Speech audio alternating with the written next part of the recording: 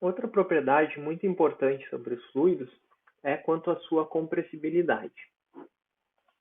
Um fluido é dito incompressível quando a variação de massa específica com uma variação de pressão é quase desprezível.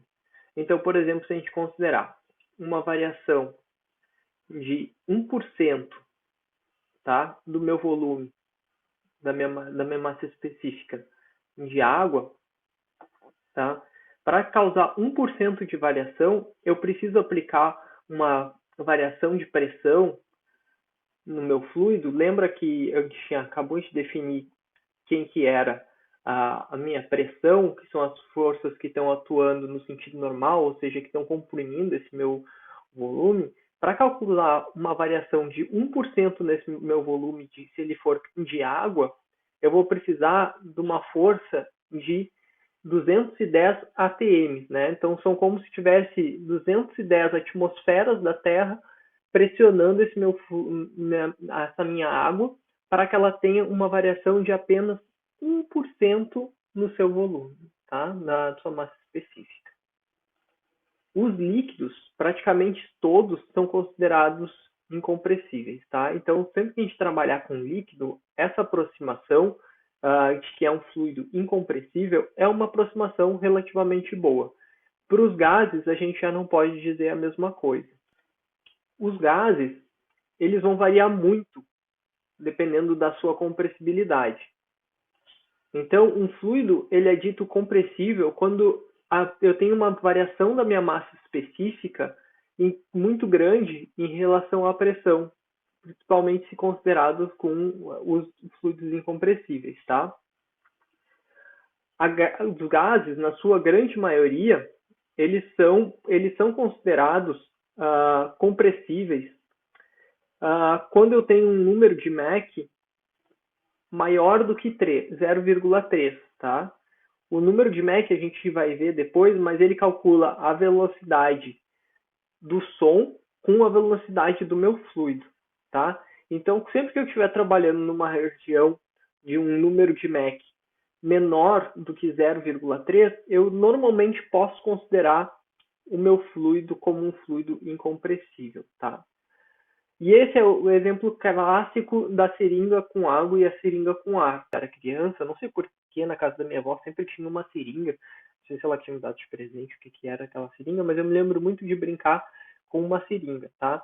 E aí eu gostava de pegar a seringa e encher ela de ar e botar o meu dedo na frente. E aí eu ficava pressionando aquela seringa e aí ela fazia uma pressão no meu dedo, né? E aí eu não sei porque eu queria provar que eu era muito forte, né?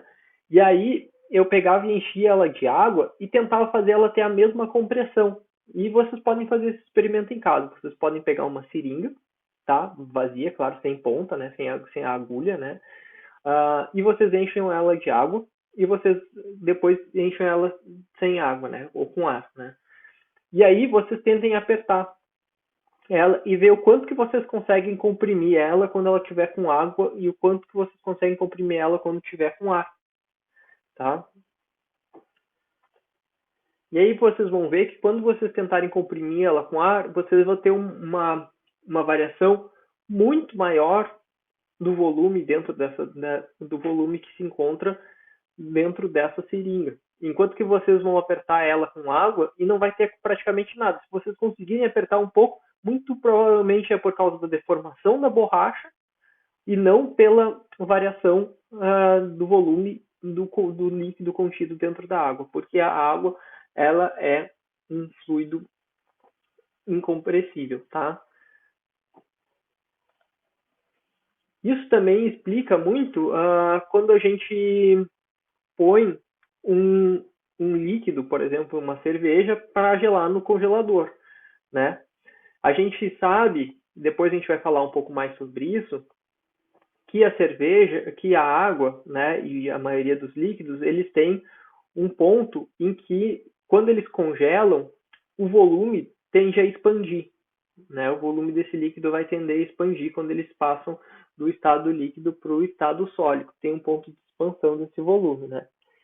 E aí, por exemplo, se vocês põem uma latinha e como dentro da latinha não tem nada de ar dentro, né? Ou se você põe um pote de feijão lá no congelador, né, para guardar, e vocês não deixam nada de ar dentro, muito provavelmente esse pote ou essa latinha vai chegar a um ponto que eles vão explodir, porque a pressão, o volume vai expandir lá dentro, a pressão vai aumentar dentro da latinha ou dentro desse recipiente com feijão, e esse pote vai expandir. Então, se vocês deixarem, claro que vocês não vão abrir cerveja para depois botar no congelador, mas o pote de feijão vocês podem fazer isso, né? Vocês deixam uma camada de 1 ou 2 dedos de ar dentro desse pote, e aí vocês podem deixar tranquilamente dentro do feijão, porque à medida que o volume do líquido ele vai se expandir, quando ele passa do estado líquido para o estado sólido, né?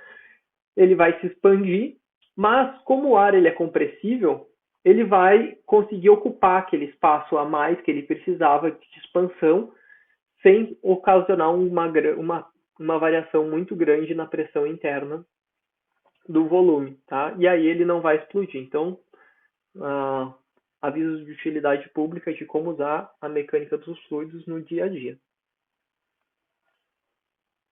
E aí, quando a gente estiver trabalhando com gases, com gases principalmente, e fluidos compressíveis, né, a gente vai ter uma variação no meu volume específico dentro deles.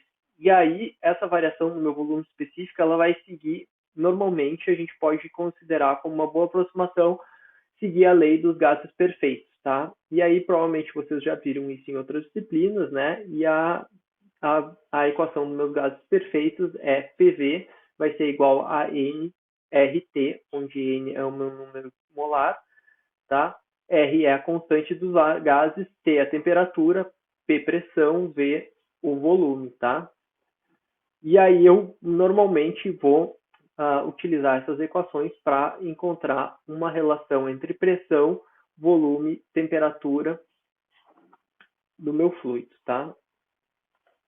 E aí a relação entre massa específica do meu volume, né, pode ser calculada por um volume que eu tiver. Então, eu dividindo a minha massa específica, a massa que eu vou ter contido em um determinado volume, eu posso obter a massa específica daquele gás.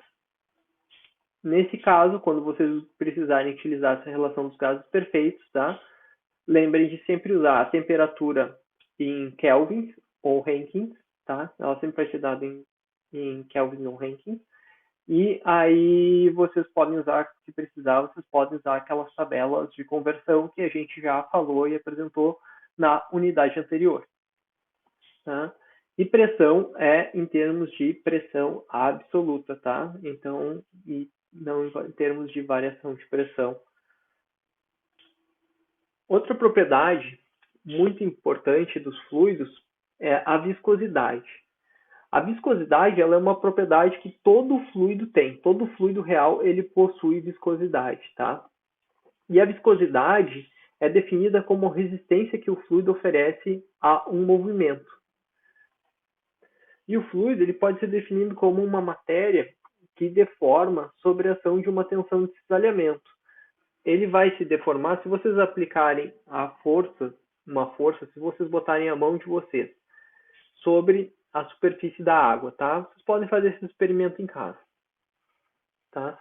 Vocês enchem uma superfície de água, tá? Uma superfície que não seja muito pequena, pode ser a pia, a banheira, alguma coisa assim que vocês vão fazer, né? Claro que não tomem banho depois, não desperdicem água, né? Façam isso no momento que vocês forem aproveitar essa água. E aí vocês põem a mão de vocês em leve contato em cima dessa superfície da água, né?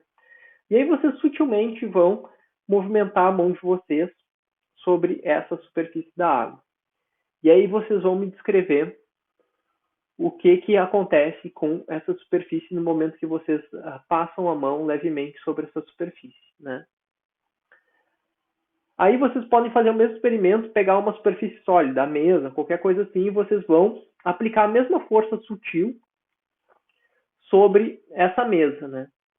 E aí vocês vão sentir uma leve uma leve deformação sobre a pele de vocês, sobre os dedos de vocês, né? Vocês vão fazer um toque sutil, vocês vão ver que vai ter um atrito entre a pele de vocês e a superfície que vocês estão, a superfície sólida que vocês estão se movendo, né? Então, no caso ali, vocês têm duas superfícies sólidas em contato e no caso do fluido, quando vocês estiverem fazendo experimento com fluido, vocês vão ter uma superfície fluida e uma superfície sólida, né? E vocês vão encontrar que elas vão ter um comportamento relativamente diferente, né? Uma, vocês vão sentir uma aderência muito maior ali na superfície do fluido, do sólido, e na outra a sua mão vai como se fosse escorregar. Mas se vocês analisarem um pouco mais próximo, na verdade, à medida que a mão de vocês se desloca sobre essa superfície, na verdade, ela está colocando essa superfície em movimento. E essa superfície que vocês estão colocando em movimento no fluido é justamente causada pela tensão de cisalhamento sobre esse fluido. Vocês vão lembrar que logo em seguida, logo há pouco tempo atrás, a gente definiu a tensão de cisalhamento como a força dividida pela área de força que a gente aplica sobre esse meu fluido, tá? Se não lembrem, voltem algum pouquinho o vídeo, e aí vocês vão ver ali, quando a gente definir um campo de tensões, exatamente o que é essa relação de tensão de cisalhamento, tá? E aí, então, se eu tenho um fluido e ele está parado, não tem nenhuma tensão de cisalhamento sobre a superfície, ele vai se manter parado. Na medida que eu ponho uma tensão, uma força sobre a superfície desse fluido, imediatamente ele vai responder entrando em movimento, tá? Então, enquanto que nos sólidos a gente tinha uma deformação, no caso uma deformação na superfície dos nossos dedos, né? Vocês devem ter sentido isso, vocês podem medir isso, né? Nos fluidos a gente vai ter o equivalente de uma deformação, que é como se o fluido entrasse em movimento. E a viscosidade é justamente o que vai relacionar essa taxa de deformação ou essa taxa de movimento que vai ser criado no fluido. Então aqui é exatamente o experimento que eu pedi para vocês fazerem, né? Aqui eu tenho a superfície do meu fluido, tá? Eu tenho a superfície eu tenho o meu fluido inteiro aqui, tá? E aqui eu tenho na superfície, imaginem que essa placa aqui é a mão de vocês que está atuando sobre o fluido, tá? Como eu tenho uma condição de não escorregamento, ou significa que quando eu ponho minha mão sobre esse fluido, ele não vai exatamente escorregar sobre minha mão, né? Vai ter uma aderência desse fluido na superfície da minha mão. Quando eu tenho essa aderência e eu ponho ele em movimento, ele vai vir, as partículas daquele fluido, elas vão vir de B para B', tá? Isso vai causar um movimento do fluido que seria o equivalente a uma deformação se a gente estivesse trabalhando com sólidos, tá? E isso ocorre devido à minha tensão de cisalhamento, tá? Lembrando que tensão é força por unidade de área, tá? Então aqui eu vou ter a tensão da minha mão, tá? Sobre toda a área de contato da minha mão, e eu vou ter uma tensão que vai causar um atrito ou um arrasto, tá? Sobre a superfície desse fluido.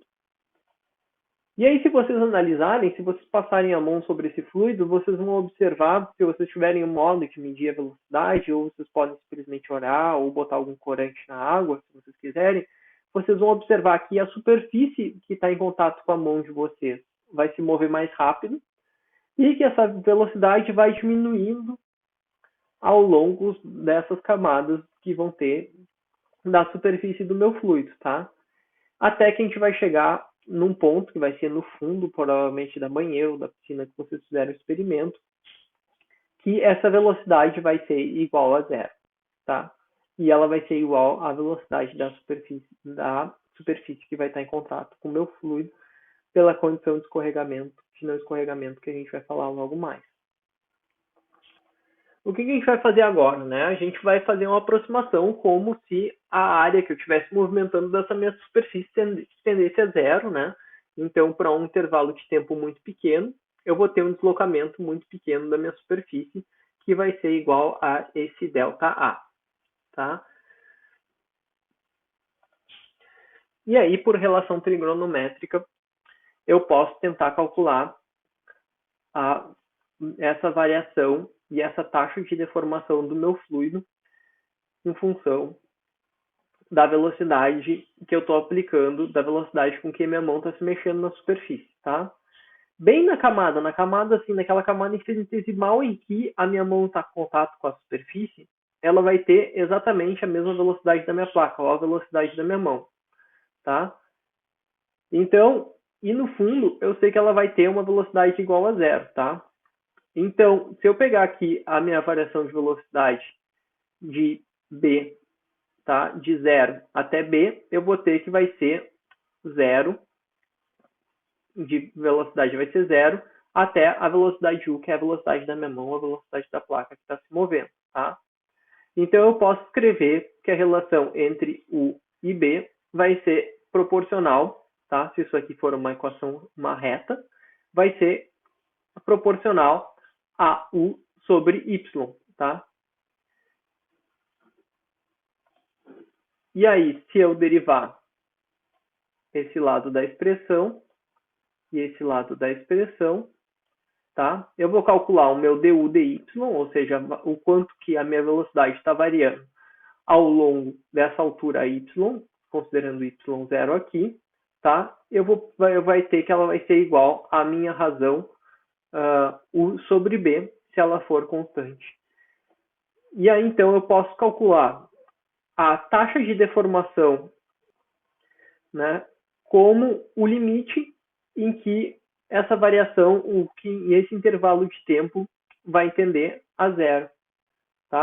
Taxa de variação tá, com que essa deformação que vocês estão calculando na superfície do fluido tende, com o tempo dela tendendo a zero, tá? Vocês vão ter uma taxa de deformação dessa superfície. Então, aqui um exemplo de um fluido sendo colocado em movimento, tá? Aqui eu tenho um fluido, tá, colorido dentro de uma roda, tá? E esse fluido ele foi posto em movimento, tá? Então eu tenho essa roda aqui, ela estava parada, tá? Essa parte aqui da roda estava parada e só essa daqui está em movimento, tá? E aqui no meio foi colocado uma tintura, tá? Uma tintura preta, para que vocês conseguissem enxergar a deformação nesse fluido que também foi pintado de vermelho, tá? Então colocaram apenas uma tinturinha ali sobre esse fluido, mas a densidade desse fluido se manteve constante, tá? Então vou colocar de novo aqui para vocês verem, ó. Podem ver aqui que se mantém constante, tá? Estava alinhado e só esse eixo aqui começou a rodar. E aí vocês podem ver exatamente essa deformação do meu fluido, tá? O meu fluido vai começar a se deformar e ter essa taxa de deformação à medida que ele vai se deslocando. E aí, como que eu calculo, então, essa taxa de deformação? Ela pode ser calculada pela tangente, tá? Considerando que aqui ela teve aqui vai ser o quanto que ela se deformou nessa parte aqui mais superior, divididos por B, tá? Então, ela estava reta aqui se não tivesse movimento, e aí, à medida que a gente aplicou o movimento da placa superior, ela teve uma taxa de deformação ΔA, tá? Na superfície do fluido. Então, se eu calcular a tangente, eu vou ter ΔA sobre B, que vai ser o equivalente à minha deformação beta, tá? Que vai ser a tangente dessa deformação. Tá? E aí, então, a taxa de deformação, eu posso calcular com o limite de ΔT indo para zero, dessa minha variação aqui, delta beta, que vai ser igual a U, que é aquela velocidade, né? O deslocamento, quem vai ser meu A, vai ser dA, vai ser igual a U vezes dt, então é o quanto que essa placa se deslocou aqui nesse tempo, vai ser proporcional à minha variação desse deslocamentinho aqui, dessa velocidade, tá?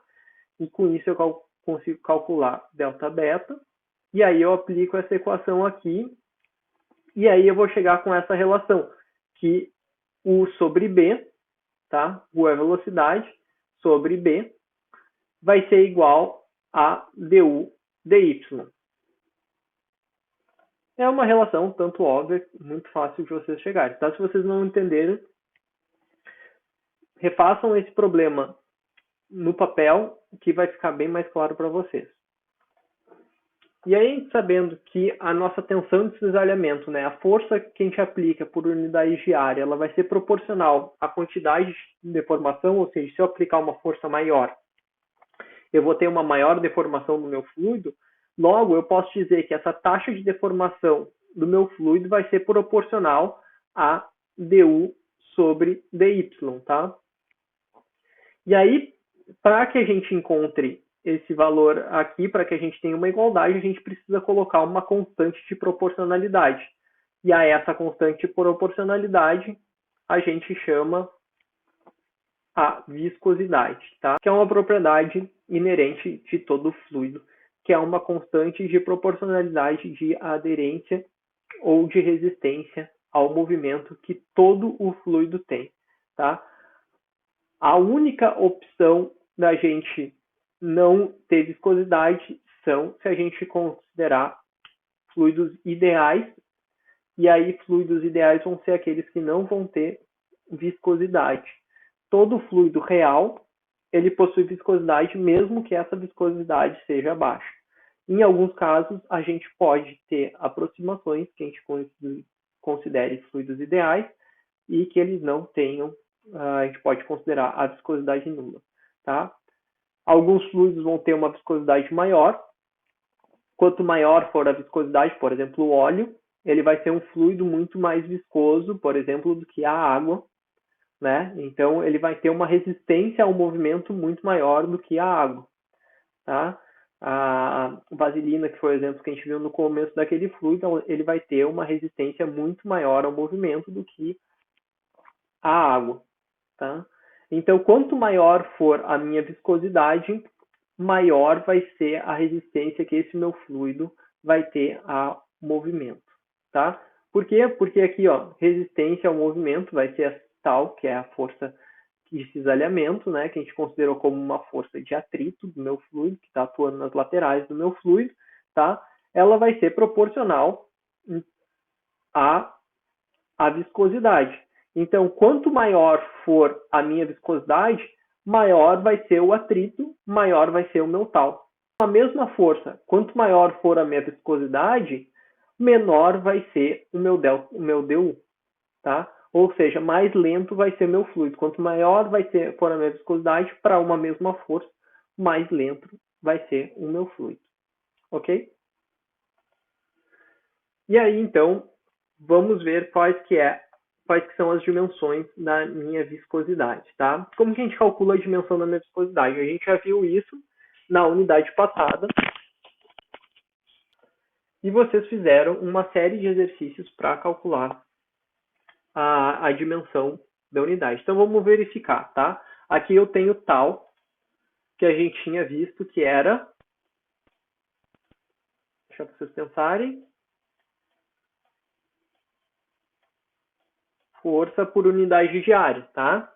Então, força, a gente já viu qualquer unidade de força, era um exercício para vocês fazerem, também foi resolvido na aula passada, né? Vai ser a unidade de massa vezes comprimento divididos pelo tempo, tá? Divididos por quem? Pela minha unidade de comprimento ao quadrado. A gente já tinha visto qual que era a dimensão de tal, tá? Voltem alguns slides se vocês não lembram, tá?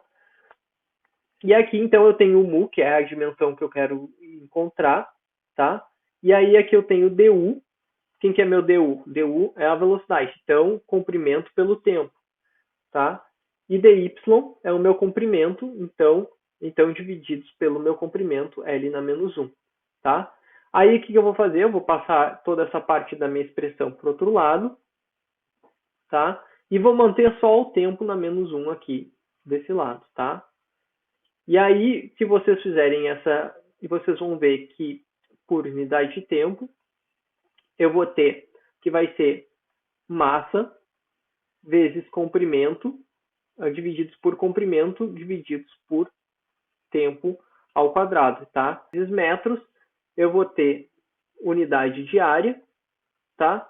Vezes segundos, tá? Então, força divididos por área ao quadrado, eu tenho pascais no SI vezes segundos, tá?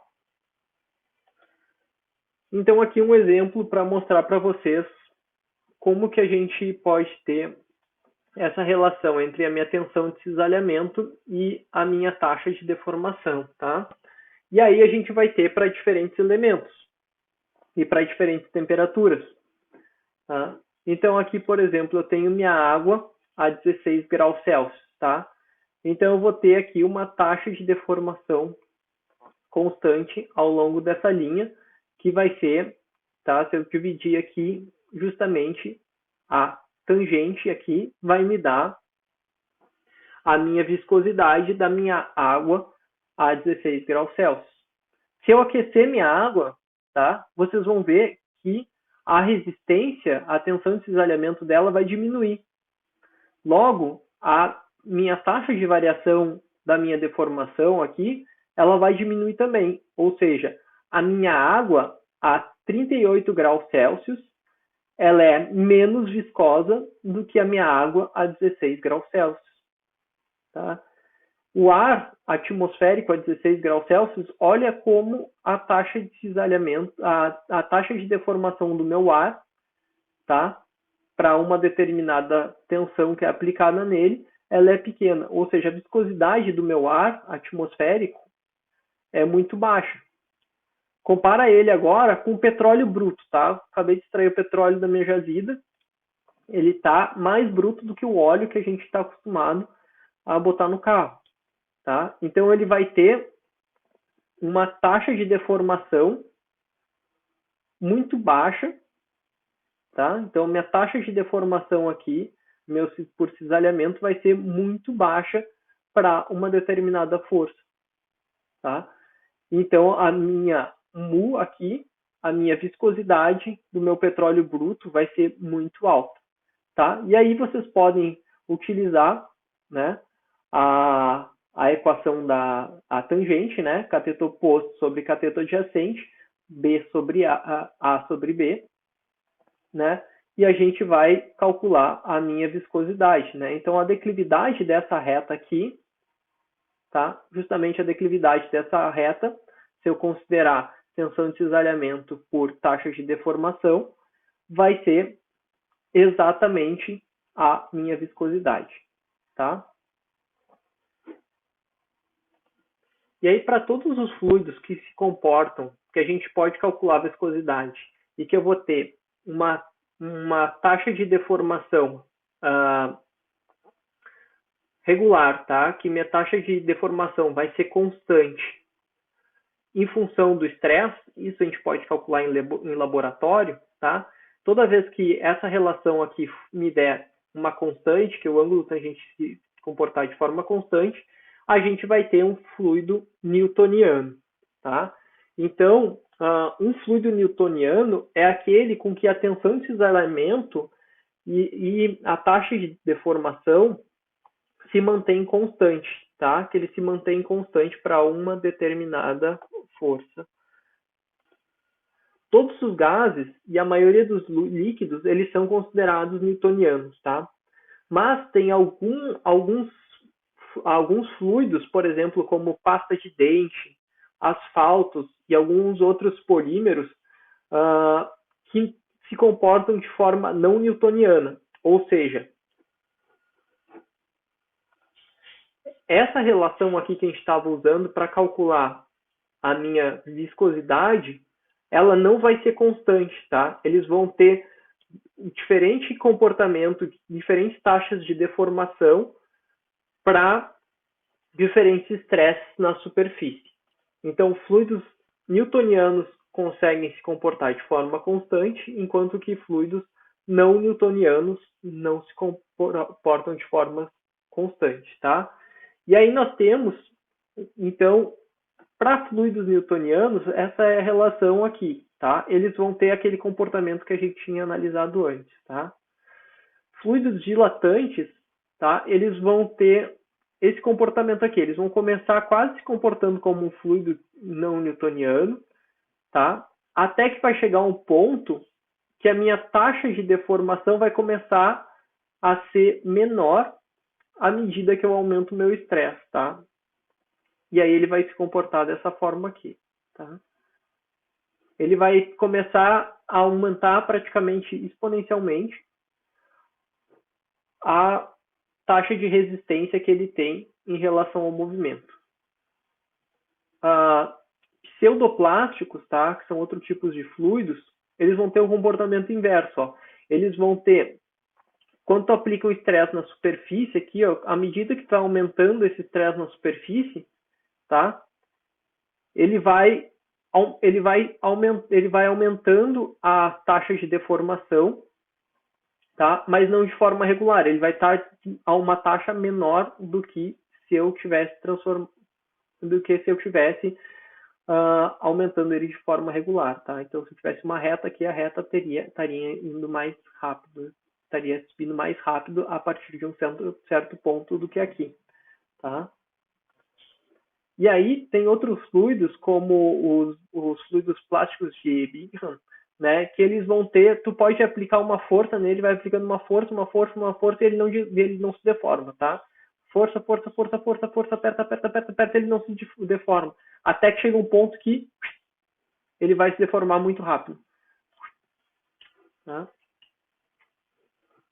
Até que vai chegar um ponto que ele vai decolar, tá? Então, tu aplica tensão, ele resiste, até que chega uma hora que ele não suporta e ele se comporta praticamente como um fluido newtoniano, tá?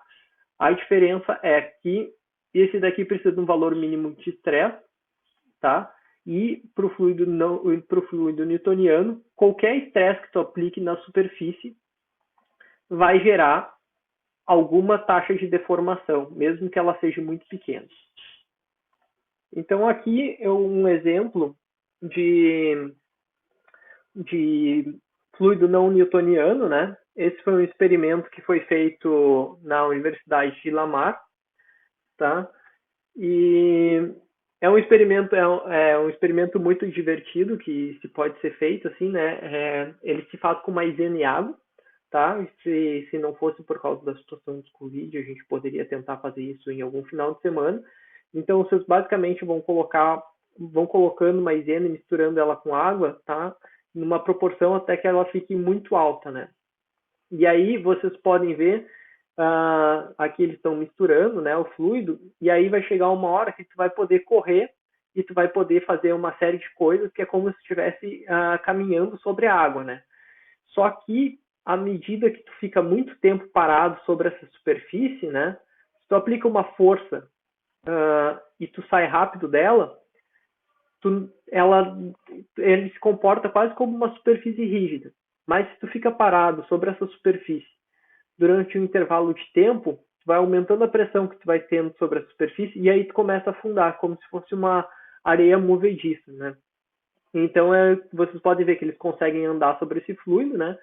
E aí, em um certo ponto, se tu ficar parado durante muito tempo sobre esse fluido, ele vai começar vocês vão começar a afundar nesse fluido, né? Então é um experimento muito interessante que, né, de repente, em uma outra oportunidade, como tiver a situação, a gente pode fazer esse experimento ao longo do curso, no momento que for seguro para isso.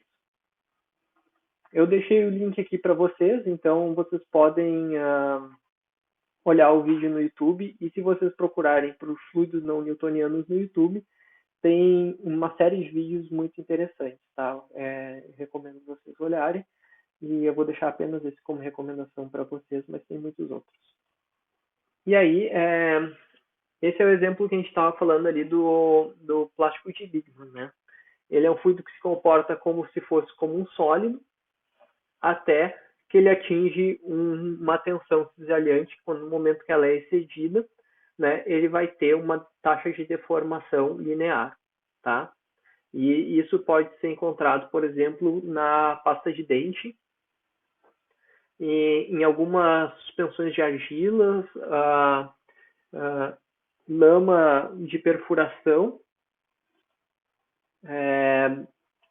como a areia movediça, né? Que vocês vão ficar de pé ali e aí daqui a pouco ela não vai ter deformação nenhuma, mas se vocês continuarem aplicando pressão sobre aquela superfície, que foi exatamente o exemplo que a gente viu do vídeo ali anterior, ela vai começar a chegar a um ponto que ela vai começar a ceder, e aí vocês vão começar a entrar num limite que ela vai começar a ter formação, e o quanto ela vai cedendo e quanto vocês vão afundando vai ser a uma taxa de deformação constante, tá?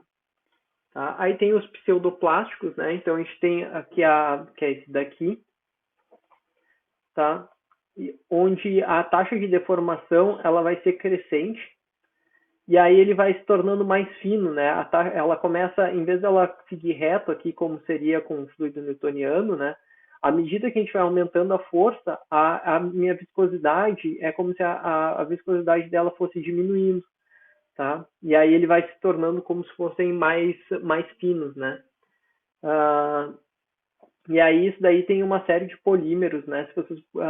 Que vocês podem fazer. Se vocês pegarem, forem fazer reutilizar o papel, fazer papel reciclado, né? E quando vocês trituram o papel, misturam ele com água, ele vai ter esse comportamento de pseudoplástico, tá? E aí tem os fluidos dilatantes, né? Que são quando eles estão em suspensão na água, né? Como areia em suspensão, ou amido, que ele vai ficando cada vez mais grosso, né? Então, ele vai crescendo numa velocidade quase que exponencial aqui, né? Essa curva. Então, a minha viscosidade, à medida que a minha tensão aumenta, ela vai sendo uma tensão basicamente exponencial. Então, por exemplo, se vocês estiverem trabalhando com a construção de algum objeto, por exemplo, uma ponte em um rio que tem um fluxo muito alto e que ele tem areia no fundo, né? Pode ser que tenha uma camada ali de areia ou de areia em suspensão, né, que vai estar se transportando de uma forma muito rápida, e aí ele não vai se comportar mais como um fluido newtoniano, justamente por causa dessa mistura que ele está tendo ali, e ele vai se comportar como um fluido dilatante, tá? Então são fatores que podem ser importantes se vocês trabalharem, dependendo do problema, e aí vocês agora já sabem o que ele vai impactar, tá? Então ele vai impactar basicamente na tensão de cisalhamento e nos fatores de deformação desse meu fluido. E aí, quando vocês forem recalcular as equações, vocês vão ter que fazer essa aproximação, se ele não puder ser considerado newtoniano. Eu acredito que todos os problemas, exceto dessa unidade, todas nas próximas unidades, a gente vai trabalhar basicamente com fluidos newtonianos, tá? Então, fluidos newtonianos vai ser o enfoque dessa disciplina, tá? E nós vamos trabalhar com eles principalmente, que são a grande maioria dos fluidos. Outro fator que pode ser importante vocês considerarem também é o quanto que essa viscosidade está variando em função da temperatura com que se encontra aquele meu fluido, tá? Se vocês voltarem alguns slides, vocês vão lembrar que a gente tinha visto que a água a 16 graus Celsius, ela tinha uma viscosidade, e que essa viscosidade diminuía significativamente à medida que essa água era esquentada, né? E na água, normalmente a gente considera que seja constante para o problema que a gente está resolvendo, mas se vocês estiverem trabalhando com motores, tá? Na medida que o motor, vocês vão ter um óleo, o óleo vai ter uma viscosidade quando o motor estiver frio, e à medida que o motor vai esquentando, ele vai ter uma outra viscosidade. Então, são fatores que, dependendo dos problemas que vocês estiverem trabalhando, como a viscosidade varia em função da temperatura, pode ser, ou pressão também, pode ser algum problema importante de ser considerado, tá? E essas variações, basicamente, elas são causadas pelas forças coesivas que nós temos entre as moléculas dos líquidos e das colisões moleculares quando a gente tem gases, né? Então, à medida que a gente tem um volume que se expande, né, as ligações entre as moléculas, elas vão ficando cada vez menores, né? Então, se a gente passa do estado líquido para o estado gasoso, o espaçamento e as forças intermoleculares, elas são cada vez menores. Então, essa tensão de cisalhamento, ela vai diminuindo justamente por causa dessa relação. Então, à medida que a gente tem uma variação de temperatura no nosso fluido, né, digamos assim, se a gente está aquecendo um fluido, né, o volume desse fluido, ele tende a aumentar, né, e a ligação entre as moléculas que eu tinha nesse fluido, elas começam a ficar cada vez menores, né. Então, se eu considerar, por exemplo, um líquido, a água, por exemplo, que começa a entrar no estado de ebulição, as colisões entre as moléculas se tornam cada vez menores. Então, o atrito entre essas moléculas e a perda de energia entre essas moléculas vai se tornando cada vez menor. E a minha viscosidade, consequentemente, ela normalmente vai diminuindo em função da temperatura. Num líquido, as moléculas possuem maior energia a maior temperatura. E elas podem, então, se opor de maneira mais forte às forças coesivas que vão estar atuando nesse fluido, né? Então, quanto maior for a resistência que minhas moléculas vão ter, maior a força de atração entre essas moléculas, né? Mais eu vou estar me opondo ao movimento que vai estar sendo gerado. Mas na medida que eu vou aumentando a energia dentro desse meu fluido, tá? Que eu vou aumentando a temperatura desse meu fluido, a força entre essas moléculas começa a diminuir. E aí elas começam a se movimentar de forma mais livre. Por isso que a minha viscosidade diminui. E o meu líquido consegue fluir mais livremente. Em um gás, geralmente, as forças entre as moléculas, de atração entre as moléculas, elas são desprezíveis. E a alta temperatura, eles tendem a se movimentar mais livremente com maior velocidade. Isso resulta num número maior de colisões intramoleculares e, portanto, uma maior resistência ao fluxo. Então, às vezes pode ser muito interessante a gente utilizar a definição de viscosidade cinemática. Tá? A minha viscosidade cinemática, ela vai ser a viscosidade do meu fluido divididos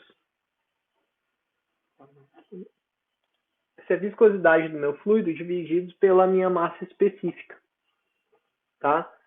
Então, isso justamente nos dá essa relação de variação da dinâmica da minha viscosidade. À medida que o meu volume específico aumenta, a minha viscosidade cinemática ela vai diminuir. Justamente por essa relação intramolecular que eu expliquei para vocês, tá? E aí, isso é chamado de viscosidade cinemática, tá? Que é representado por essa letrinha aqui, nu, tá? Não é V, é nu, tá? É uma outra letra do alfabeto grego, tá? Que ela vai ser a minha viscosidade divididos pela massa específica do fluido que eu estou trabalhando, tá? E essa é a viscosidade cinemática, tá? E a unidade de medida dela vai ser comprimento por tempo, tá? Então, observe, comprimento ao quadrado divididos por tempo. Então, resumindo aqui um pouco para vocês, tá? Eu vou ter que, em geral, a viscosidade do meu fluido, ela depende da temperatura. E ela também pode depender da pressão. Mas a variação dela com a pressão, ela normalmente é muito menor do que a minha variação devido à minha temperatura, tá? Então, se vocês considerarem que o volume, quando eu aplicar uma pressão sobre o meu fluido, o meu volume está diminuindo, o espaçamento intramolecular está diminuindo, e aí as forças de atração entre as moléculas vão estar aumentando, tá? E as forças de colisões também vão estar aumentando à medida que eu diminuo a minha pressão, tá? Mas, em geral, essa relação é muito menor do que a relação da temperatura, então, normalmente a gente usa mais a relação da temperatura. Num líquido, isso mais para os gases, tá? Num líquido, tanto a viscosidade cinemática quanto a a viscosidade dinâmica, tá? A viscosidade que a gente tinha visto anteriormente, elas são praticamente independentes da pressão.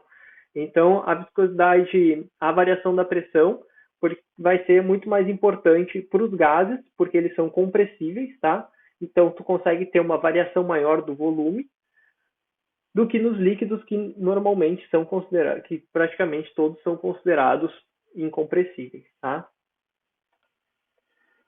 E essa propriedade da viscosidade é uma propriedade que está presente em todos os fluidos, tá? Não existe nenhum fluido real que apresente viscosidade nula, tá? O que existe são aproximações que a gente pode fazer para fluidos que têm uma viscosidade muito baixa.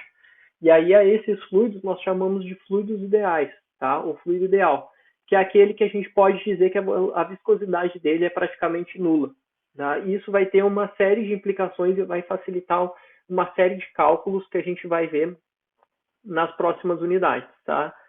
Então, quando a gente falar em fluido real, vocês podem ter certeza que a viscosidade é um fator importante para esse fluido. Fluidos ideais, quando a gente falar em fluidos ideais, a gente pode aproximar a viscosidade dele de zero. Outra situação que a gente pode aproximar um fluido de um fluido ideal é se ele está parado. Tá? Se ele está parado, a gente não vai ter tensão de cisalhamento sobre o fluido. Tá? Ou seja, não vai ter nenhuma velocidade sendo aplicada, logo ele não vai ter deformação. Então, mesmo que o fluido ele tenha a viscosidade, que a viscosidade seja, mesmo que a gente esteja trabalhando com óleo e a viscosidade seja uma propriedade importante para ele, como ele não vai ter deformação, meu du vai ser igual a zero, meu du dy vai ser igual a zero, a gente pode considerar ele como um fluido ideal. Tá? Então, são duas situações que a gente pode considerar um fluido ideal. A primeira situação é se o meu fluido estiver parado, se ele não tiver movimento, aí não faz sentido a gente considerar a viscosidade, porque ela é uma propriedade relacionada à deformação do fluido, então não vai ser importante considerar a viscosidade do fluido. E a outra situação é se minha velocidade for muito baixa ou próxima de zero. E aí é uma aproximação, tá? Não é uma característica do fluido. E com isso, nós finalizamos a nossa unidade 2. Como referência, ela está seguindo a mesma notação do livro do Fox, então vocês podem olhar o capítulo 2 do Fox, a unidade 2 do Fox, vai ter exatamente o mesmo conteúdo que a gente já utilizou aqui, tá? Mas também tem outros, vocês podem usar os outros livros recomendados, todos eles cobrem essa matéria que foi apresentada para vocês, tá? Eu já falei para vocês que eu gosto muito do livro do Monson, tá? Mas todos os outros livros também, eles contemplam a matéria que a gente viu aqui, tá? Eu espero que vocês tenham achado interessante. Eu vou deixar um questionário disponível para vocês. Depois que vocês assistirem essa aula, vocês podem ler o conteúdo de qualquer um desses livros que eu recomendei para vocês, resolver a lista de exercícios. Se vocês tiverem alguma dúvida, vocês vão ter tempo para tirar elas na nossa atividade síncrona. Se vocês não continuarem com dúvidas, a gente pode tentar marcar um horário de agendamento, considerando que vocês têm que agendar ele com algum tempo de antecedência, tá? E depois que vocês tiverem realizado essas atividades, vai ter um questionário relativo ao final dessa unidade que vai estar disponível para vocês no sistema AVA, FURG, e esse questionário vai ser avaliado. Vocês podem fazer consulta a qualquer um desses materiais que eu passei para vocês para resolver o questionário, mas lembre que ele tem tempo, então eu recomendo que vocês tenham já estudado previamente toda a matéria antes de começar a resolução dos questionários, ok? Até a próxima unidade.